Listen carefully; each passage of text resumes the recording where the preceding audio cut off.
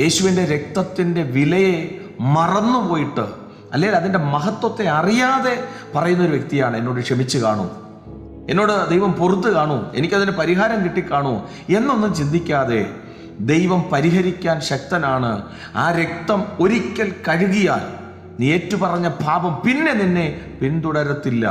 നീയായിട്ട് അതിലോട്ട് പോകാതെ വിശ്വസ്തയോടെ ദൈവസന്നിധിയിൽ നിൽക്കാമെങ്കിൽ ആ രക്തത്തിൻ്റെ മഹത്വം നിന്നെ പൊതിയുന്ന സംരക്ഷണ വലയമാണെന്ന് മനസ്സിലാക്കി പത്രോസ് മടങ്ങി വന്നതുപോലെ പാപബോധത്തോടെ, കുറ്റബോധത്തോടെയല്ല, കുറ്റബോധം നിന്നെ കാർന്നു തിന്നും, എന്നാൽ പാപബോധം നിന്നെ വീണ്ടെടുപ്പിലേക്ക് നടത്തും.